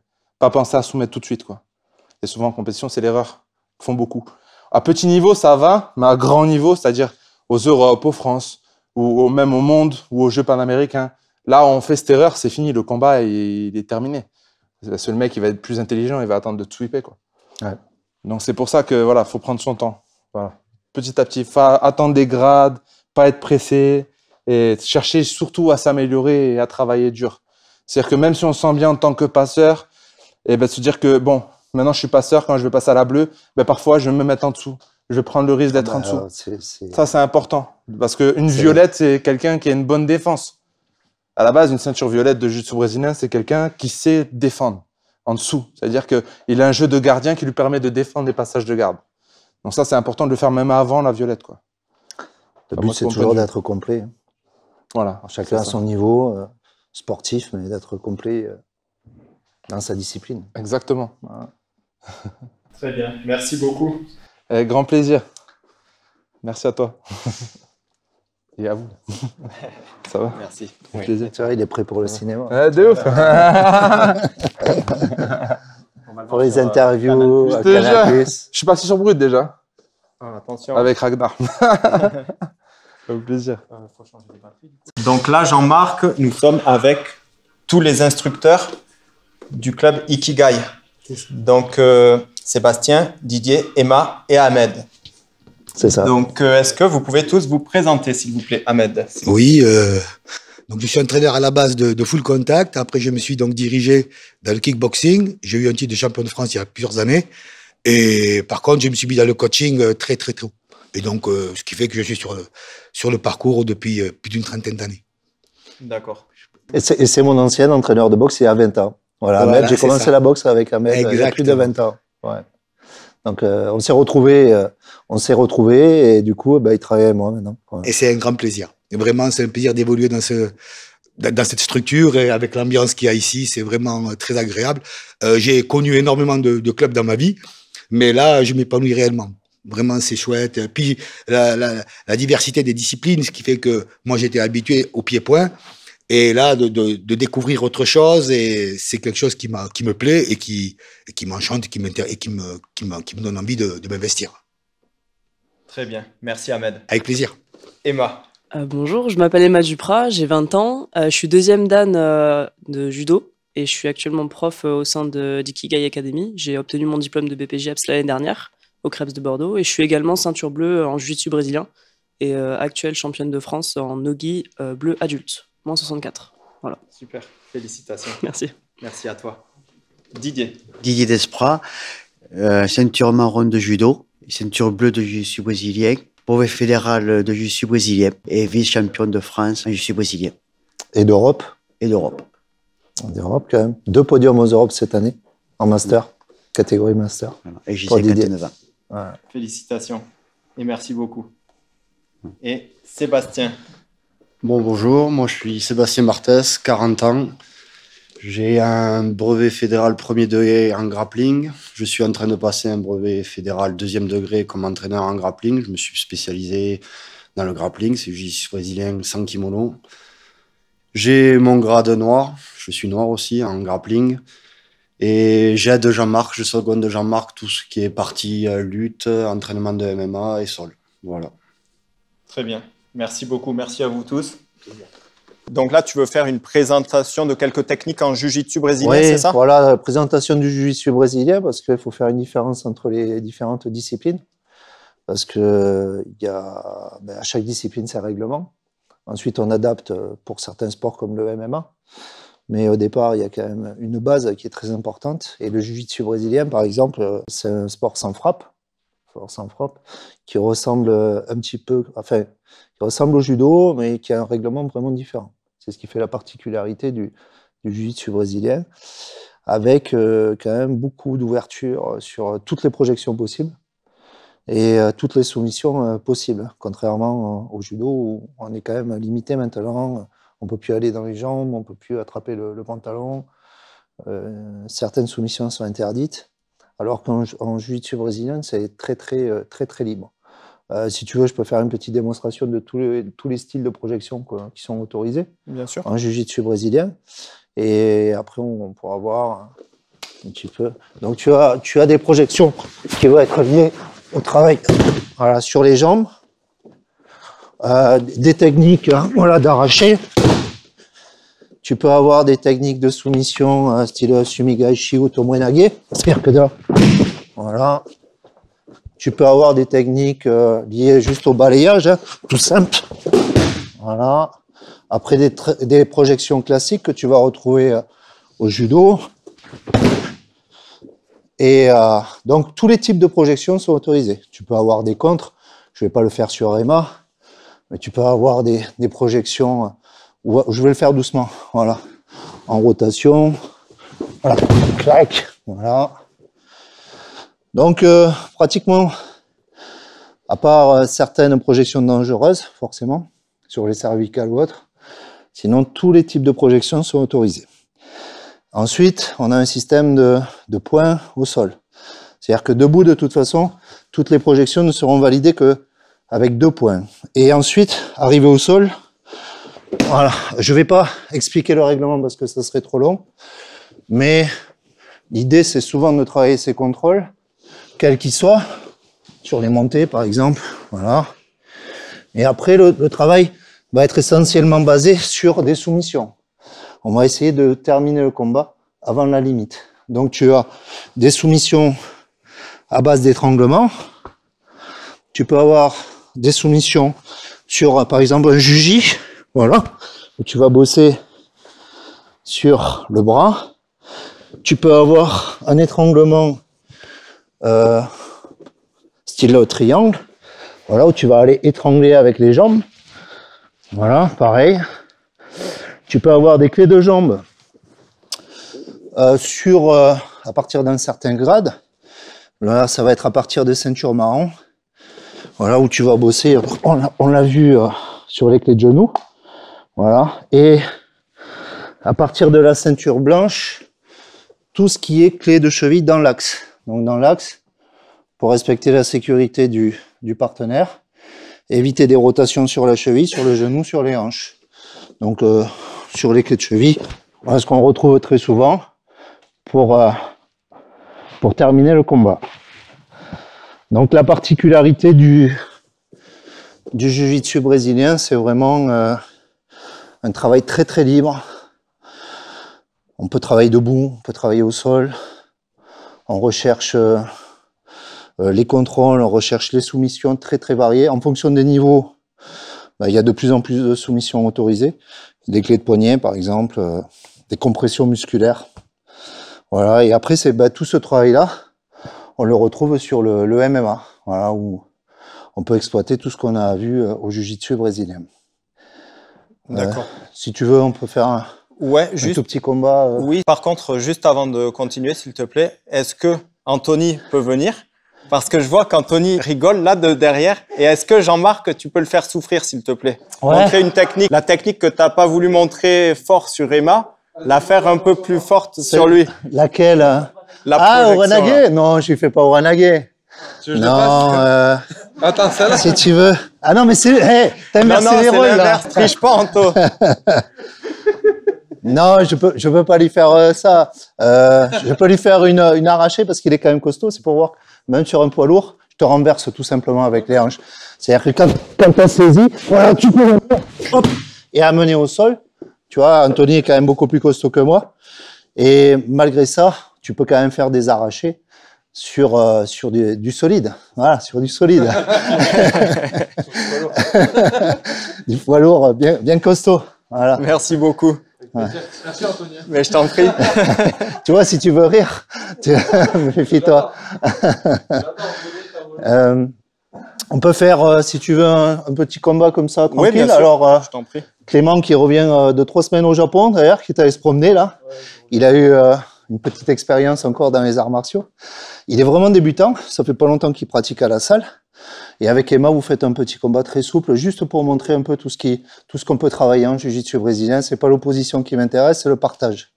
Allez, c'est parti. Voilà, donc d'abord c'est un premier travail de garde. On se place, on travaille, voilà, Clément est sur ses passages de garde.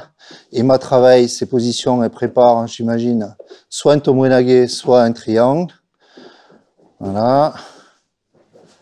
Ok. Voilà, un renversement. Voilà, renversement, 2 points comptabilisés en compétition. On travaille le passage de garde derrière. Voilà. On passe le genou. 3 points. Un contrôle. Voilà, il faut valider 3 secondes. À partir de là, voilà, Clément reprend dans la garde pour se protéger. Il essaye de travailler, voilà, pour travailler sur un renversement ou sur une soumission.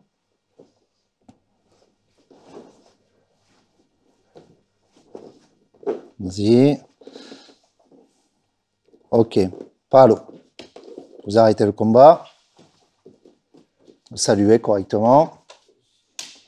Je refais un petit peu avec Emma. On reprend le même. Tu engageras le tomoe. Voilà.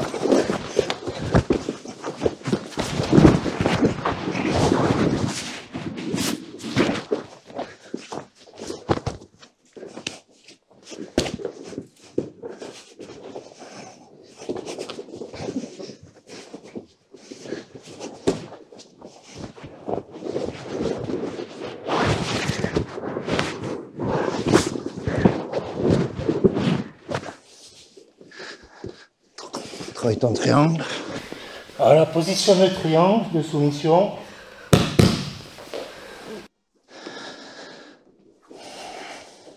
Merci. Voilà. Je perds mon pantalon. Donc voilà, un travail d'entraînement complet, où malgré les différences de gabarit et de niveau, il y a un échange, et c'est ce qui permet d'évoluer dans son travail. Le travail, c'est toujours dans les deux sens. Moi, je bosse avec Emma, je travaille ma fluidité, puisqu'il y a une différence de gabarit, et elle travaille son efficacité. Je suis plus lourd, donc voilà, tous les combats sont importants, quel que soit le niveau en face, pour progresser, il y a toujours de quoi faire. Voilà. Très bien, merci. Après, on aurait pu faire Anthony face à Emma aussi. Oui. Tu veux le faire bosser, Anthony? C'est qu'en fait, tout à l'heure, j'ai essayé de lui mettre un petit low kick pour rigoler. Il m'a soulevé et il m'a éclaté les orteils contre le grillage. Ah oui, d'accord. Donc, je veux me venger, en fait. Vous allez bosser en quoi, du coup? On fait un mix. Un mi-gi, un mi-no-gi. On fait un mix. Tu la jettes pas en dehors de la cage, c'est interdit.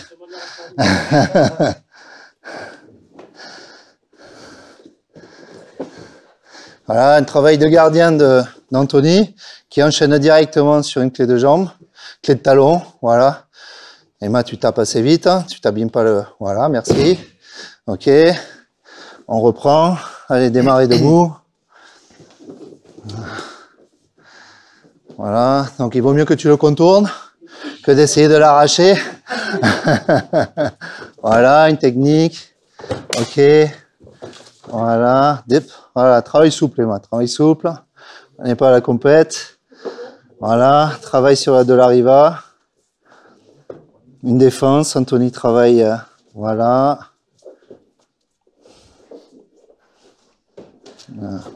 La souplesse, Emma, la souplesse, tu vas t'en prendre une. Voilà, c'est bon. Tant, pas l'eau, c'est bon. Esprit compétition, Emma, toujours vouloir se battre. Merci beaucoup. Merci Anto. Il va m'en vouloir, après on va plus être amis après cette journée. Bah écoute, si tu veux, maintenant on peut faire une petite démonstration par rapport soit au kickboxing, soit au grappling. un petit travail sur le grappling qui est très proche quand même du jiu-jitsu brésilien. Ce qui va faire la différence, c'est l'arbitrage. Parce qu'en jiu-jitsu brésilien, quand tiens, Seb, tu interviens, je vais te donner qui en... Ryan, tu vas venir? Tu enlèves tes mitaines? La différence entre le kimono et le sans kimono, du coup, c'est qu'on n'a pas de saisie et le début du combat va être différent, ça va être beaucoup plus basé sur la lutte. C'est-à-dire qu'on va avoir des positions beaucoup plus basses, on va contrôler les poignets et surtout les nuques. Ce qui va permettre de nous avoir plusieurs options. Soit de récupérer des bras dans le dos, soit de baisser la tête pour attraper les étranglements,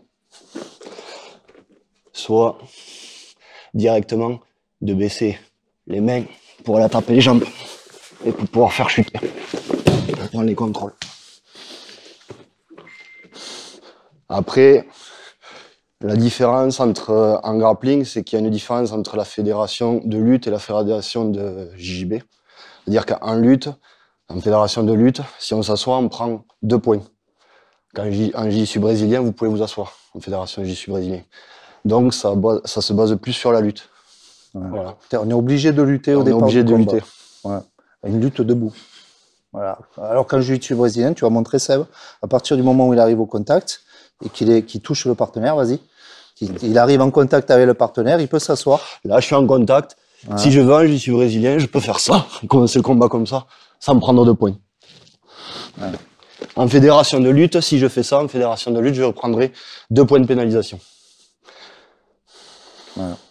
Vous pouvez tourner en grappling tranquillement, pas compète, ok? Faites attention là-bas sur les bords, parce que je sais qu'ils sont pleins d'énergie tous les deux. Faites au moins un travail souple, c'est de la démonstration technique, c'est pas du combat. On va se mettre à l'extérieur, les gars. Ahmed, tu te prépares pour la boxe? Voilà, tu vois, hop, ça va aller vite. Hein.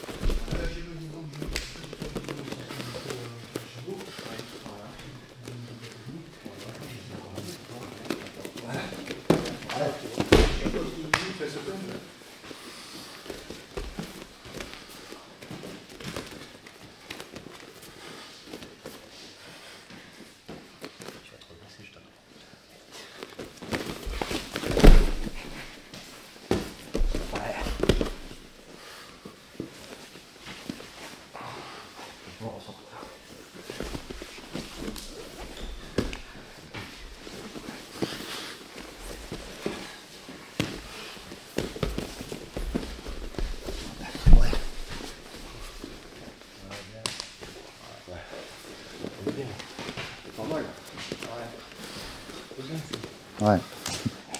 Merci beaucoup, c'est super, merci à vous. Donc là, ton élève qui vient de tourner en grappling avec Sébastien s'appelle Ryan. Ryan. Est-ce que tu peux te présenter, Ryan, s'il te plaît? Moi, je m'appelle Ryan. J'ai moins d'1 an de pratique dans les sports de combat. J'ai commencé en mai dernier avec Jean-Marc. Aujourd'hui, j'ai fait quelques compétitions, donc en jiu-jitsu brésilien, où j'ai fait 3e à la zone ouest, donc aux Open de Bordeaux. On a fait le championnat d'Aquitaine de Pancrace en assaut où j'ai fini 1er, en grappling où j'ai fini 3e, et ensuite on a fait les championnats de France de Pancrace où j'ai fini vice-champion de France en moins d'1 an de pratique, donc je trouvais ça assez pas mal quand même. Où on peut. Et combat au MMA League aussi, qui est la compétition officielle amateur de la fédération de MMA. Donc pour y aller, c'est quand même un niveau assez correct qu'il faut avoir. Et c'est très bien pour lancer les débutants. Et Ryan, c'est quelqu'un qui s'entraîne assez sérieusement, qui a une bonne pratique de la compétition dans plusieurs disciplines. Et Et donc voilà, il a démarré le circuit amateur depuis cette année. Voilà. En moins d'1 an de pratique, ce qui est quand même excellent parce que il est quand même face à des athlètes qui sont vraiment confirmés. Il a des bons profs. Ouais, voilà. Aussi. Ça doit être ça. Bien accompagné. Ça marche. Mais merci en tout cas. Merci Ryan. À vous. Merci à tous les deux. Donc là, maintenant, Jean-Marc, ça va être une démo de kickboxing avec Ahmed, c'est ça? C'est ça. Ahmed et Guillaume. C'est ça. Donc on va présenter Guillaume juste après. Donc, dans un premier temps, ce que je vais faire, c'est tout simplement une démonstration en shadowboxing où il y aura un panel de pieds-points. Donc, on verra les techniques d'anglaise, les techniques de jambes. Et une fois que on aura fait le tour par rapport, je vais essayer de faire un petit peu le répertoire un petit peu de ce qu'on fait en pieds-points. En fait, on retrouve tous les coups de poing de la boxe anglaise, tous les coups de pied du karaté ou du taekwondo. À ça, on ajoute par contre les genoux, chose que moi autrefois je faisais pas. Aujourd'hui, j'ai dû réadapter par rapport au MMA. Donc moi, c'était pas ma spécialité, les genoux. J'étais pas pratiquant de boxe thaï. Mais bon, c'était une arme que j'aimais bien aussi, donc il n'y a pas de souci. Donc ce que je vais faire, c'est ça, c'est tout simplement donc une petite démonstration en shadowboxing, et ensuite on va faire une petite démonstration à deux pour voir, puis on aura déjà vu un petit peu le kickboxing. Le kickboxing, ouais. Très bien. Bon, mais c'est vraiment kickboxing, hein, c'est pas K1. Hein. Ouais, ce sera kickboxing. Ouais, après, on s'adapte vraiment, on fait beaucoup de... Parce que Ahmed travaille les low kicks, des fois on travaille aussi les coups de coude. Oui. On travaille un peu de tout. Vraiment, il s'est adapté au MMA et à la demande du MMA. Alors, il y a le MMA amateur, le MMA pro, on est obligé de tout travailler. Donc, il s'est adapté, en fait, avec son style de boxeur, vraiment à la demande de la salle par rapport au MMA. Voilà. Donc, comme tout... juste après, bon, vous allez voir Guillaume qui lui arrive de la boxe française. Il vient d'intégrer l'équipe de France espoir de boxe française. Et on travaille en collaboration aussi avec le club Boxe Savate de Eric Masselin sur Agen. Et donc on a cet échange, ça fait que Eric aussi, quand il intervient au niveau de la salle, il adapte la boxe, sa boxe française, à notre travail spécifique de MMA. Voilà, donc c'est vraiment un échange et pour je pense aussi que pour les profs de boxe, c'est intéressant de s'adapter à ce système-là. Totalement. On a eu un jeune qui a été champion de France Pancras junior il y a un mois de ça, et c'est grâce au travail de Ahmed sur les coups de genoux, puisqu'il a permis de gagner par arrêt technique grâce à 2 coups de genoux consécutifs. Voilà, donc c'est Ahmed qui a vraiment su s'adapter et amener des techniques qu'il n'avait pas forcément en full contact ou en boxe anglaise ou en kickboxing. Voilà. Totalement. Qui étaient des techniques chez nous qui étaient interdites. Moi qui étais donc habitué au full contact, même le low kick m'était interdit. Donc, alors qu'en kickboxing, il était autorisé. Donc là, c'est pareil.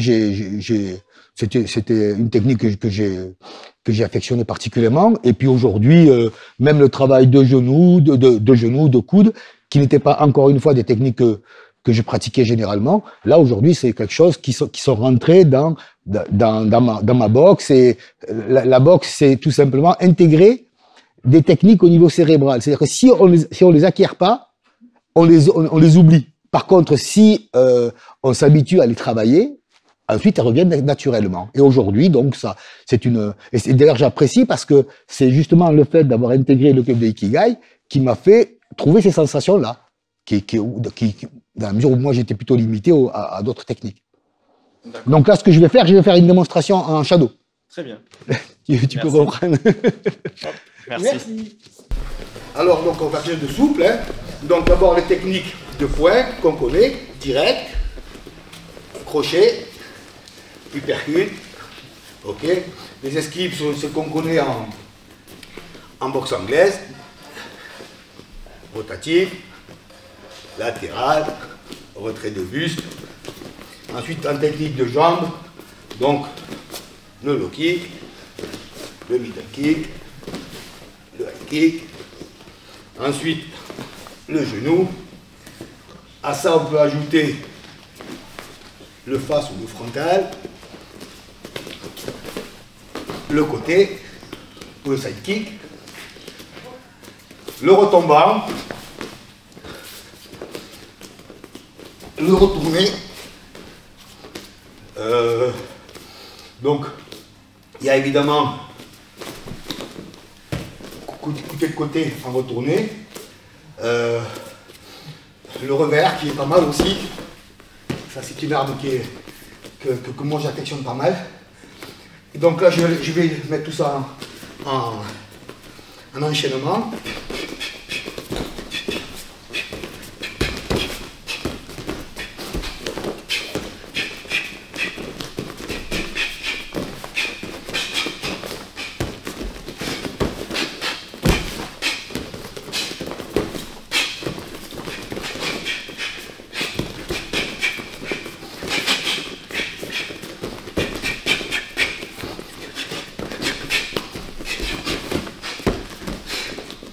Je crois qu'on a fait le tour là. Et maintenant on va faire un petit...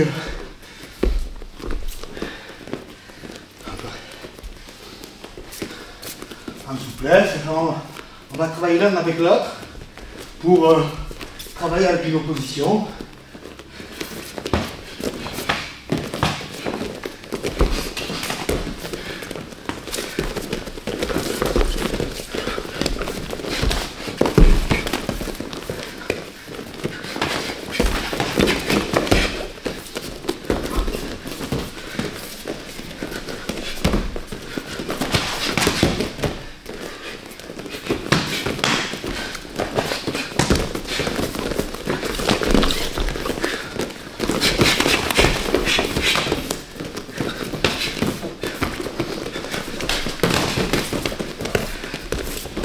C'est bon pour aujourd'hui. Merci beaucoup. Avec plaisir. Travaille bien ces jeunes. Oui. Guillaume, est-ce que tu peux te présenter s'il te plaît? Oui, du coup, je m'appelle Guillaume Bouza, j'ai 17 ans. Je suis actuellement lycéen. Je suis sportif depuis tout petit. J'ai commencé par du rugby.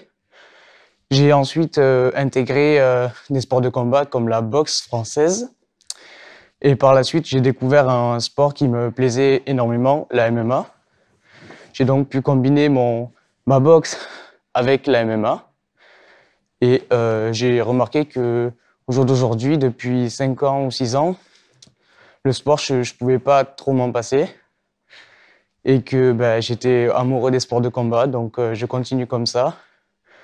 Actuellement, j'intègre l'équipe de France en boxe française pour effectuer le championnat du monde. Je suis champion de France en combat en boxe française également. Donc je vais essayer de continuer mon parcours sportif et essayer d'atteindre le plus haut niveau possible. Bah écoute, c'est bien. Merci. Bon courage à toi et Merci félicitations. beaucoup. Merci. Avec plaisir. Merci à toi. Merci beaucoup. Donc là, Jean-Marc, tu as 2 élèves, donc Matt et Ryan, qui vont se présenter et ensuite qui vont faire un petit sparring en MMA, c'est ça? C'est ça, voilà, un sparring de démonstration pour essayer de montrer un peu tout ce qu'on pratique en MMA, avec les techniques de frappe, de projection, de sol. Voilà, un travail assez complet, travail à la cage. Donc c'est pas une confrontation, c'est vraiment un échange technique de démonstration. Voilà. Très bien. Donc Matt. Moi je m'appelle Matt, j'ai 17 ans. Je fais de la MMA chez Pythagore depuis 1 an. J'ai fait les championnats régionaux à Pancras. J'ai terminé 2e. Et en grappling, j'ai fini 1er. Après, j'ai fait les championnats de France de grappling. J'ai fini 3e de France. Et voilà, on continue à s'entraîner. Et voilà, c'est ce que j'ai à dire. Et à se perfectionner, parce qu'il sera majeur cet été. Donc le but, c'est de vraiment arriver dans le circuit amateur avec un niveau très correct. Voilà, donc il est encore mineur et on se prépare pour la saison prochaine. Voilà, pour qu'il arrive avec un bon niveau et des belles échéances qui sont prévues. Très bien. Écoute, bon courage à toi et bravo. Merci. Et Ryan. Moi, c'est Ryan, j'ai 19 ans. Ça fait moins d'1 an aussi que je suis inscrit chez Pythagore. Au Pancras, au régionaux, j'ai fini 1er et 3e en grappling. Et aux France, je suis arrivé 2e. Donc j'ai fait vice-champion de France en moins d'1 an. J'ai fait un combat en amateur avec la Fédération française de MMA. Et voilà. Très bien. Bravo à toi. Merci. Et bonne continuation. Merci. Avec plaisir. On fait un petit échange. Vous, ce que je veux voir, c'est vous boxez, vous luttez, vous faites ça décontracté, technique, et vous ne foutez pas sur la tronche. Voilà, travaillez comme à l'entraînement. Vous déroulez ce qu'on veut, c'est de la démonstration. On s'en fout de savoir qui gagne, qui perd. Essayez de permuter les rôles. Si par exemple, toi, tu as fait une projection avec enchaînement au sol, la fois d'après, c'est à toi, Ryan, de prendre l'ascendant. D'accord? Pour que ce soit propre. Allez, c'est parti. Voilà.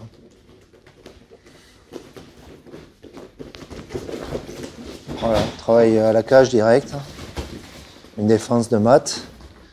Une amenée au sol en forme Uchimata. Voilà, un renversement de mat dans la foulée. Et maintenant, c'est un travail au sol de grappling ou jiu-jitsu brésilien. Voilà, tentative de soumission par triangle de Ryan. Voilà, une belle défense de mat. Un pont.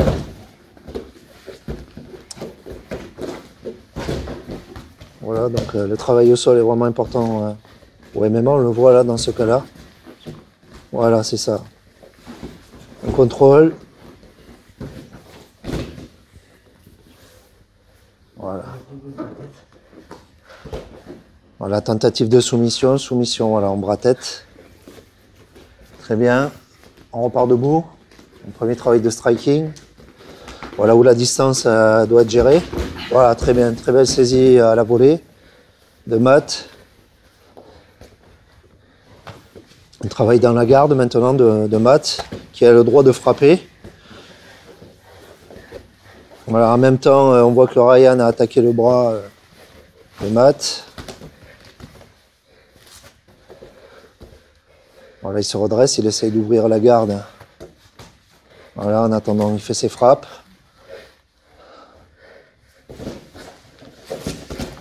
Voilà, passage de garde. Il choisit de revenir debout et de fixer le partenaire au grillage.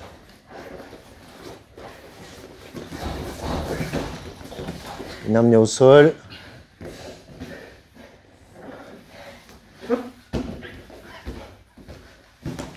Voilà, un contrôle. La priorité, c'est un bon contrôle avant d'enchaîner.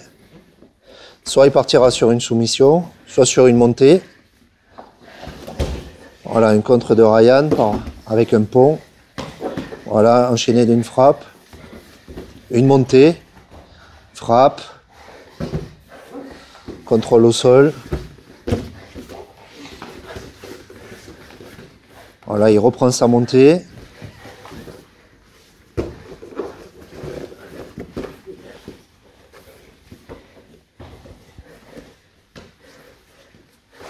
Temps. Ah, c'est joli. Soufflez un peu, les gars.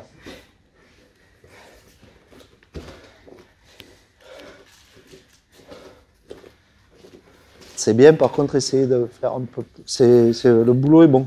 Essayez de faire un peu plus de démonstration technique. Tu ne l'as pas trop laissé passer. Tu l'as vraiment confronté. Donc, continuez à échanger. Comme ça, les projections parfaites. Un peu plus de travail de striking quand on refait une séquence. Un peu plus de travail pied-point avant d'enchaîner au sol. D'accord? On fait ça sur 1 minute. Ça te va, Antoine? Sur 1 minute, 1 minute 30. Donc, échangez un peu plus en pied-point au départ avant d'enchaîner direct au sol. OK? Allez, on reprend. Ça, remettez-vous au centre de la cage. Commencez avec un échange un peu plus long en striking.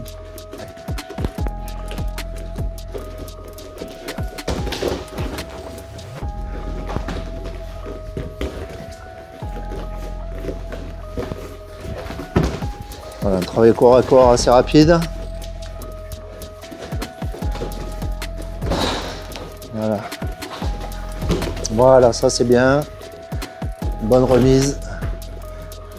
Voilà, les frappes sont maîtrisées, c'est ce qu'on cherche à l'entraînement. Enchaînement jambe-poing. Voilà.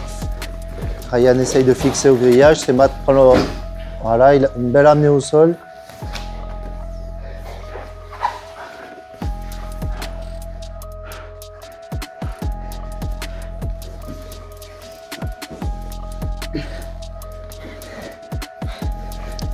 Contrôle de la part de Matt qui est bloqué sur un bras, donc il a du mal à enchaîner. On voit que Ryan se sert de la cage pour pour essayer de sortir. Voilà, ce qui est complètement légal. On n'a juste pas le droit de s'attraper avec les mains au grillage.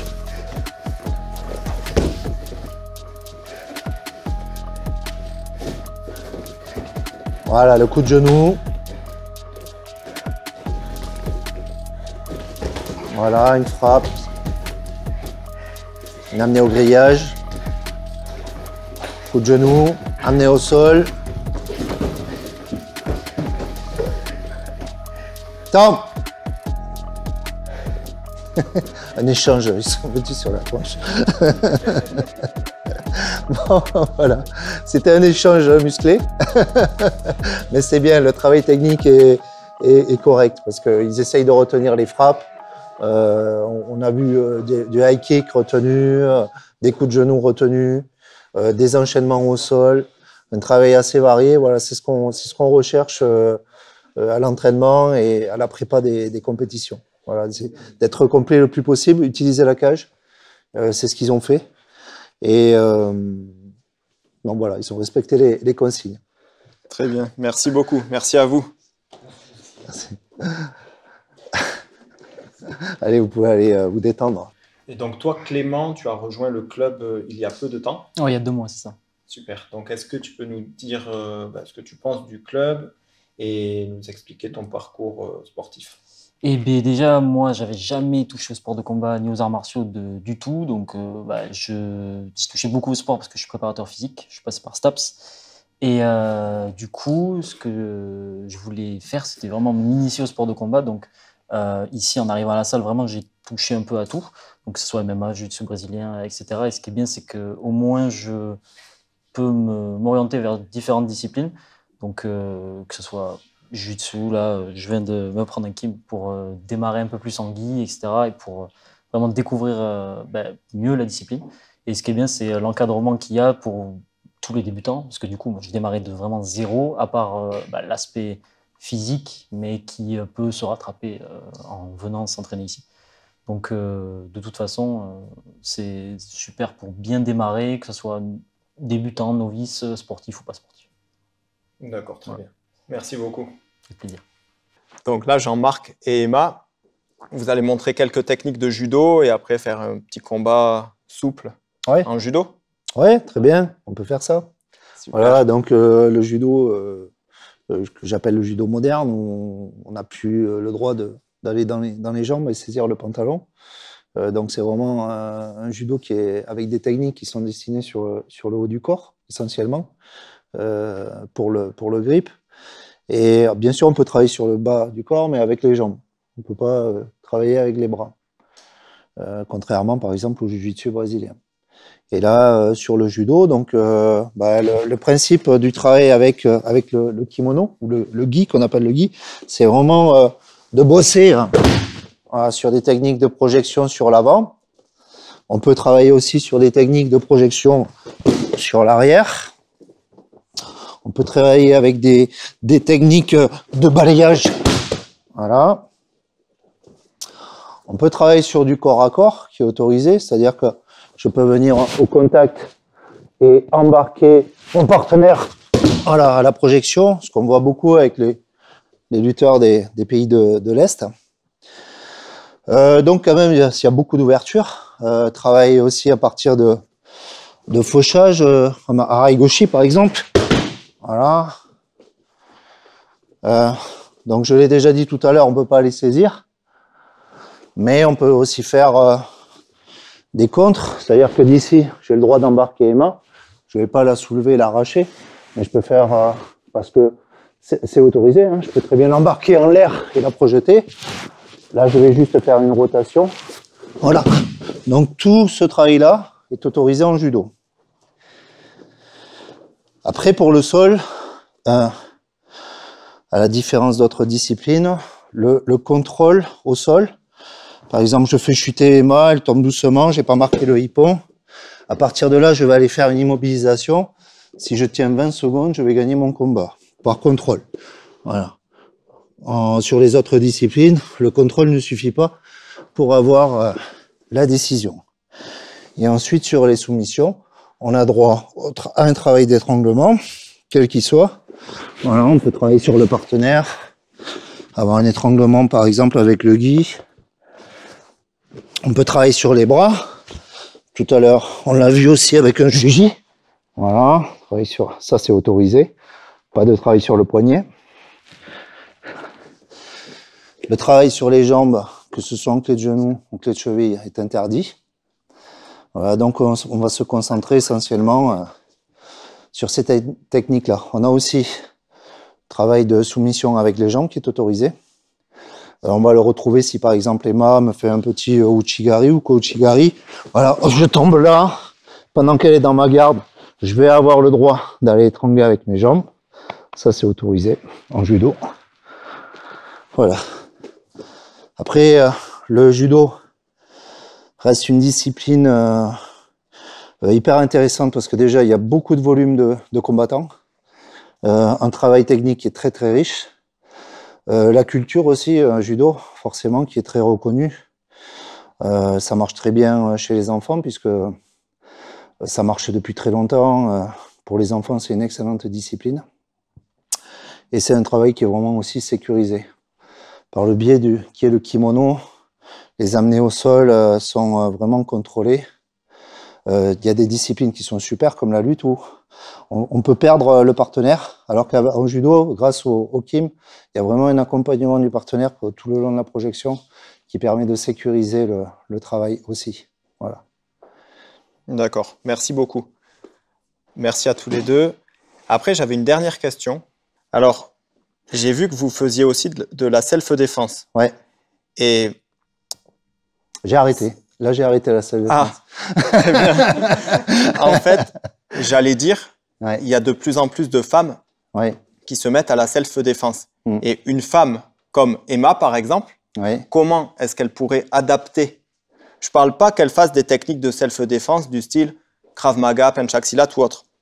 Mais plutôt, comment est-ce qu'elle pourrait adapter son judo, son jiu-jitsu brésilien, son MMA face à un agresseur de type masculin du style Anthony Sarré, par exemple?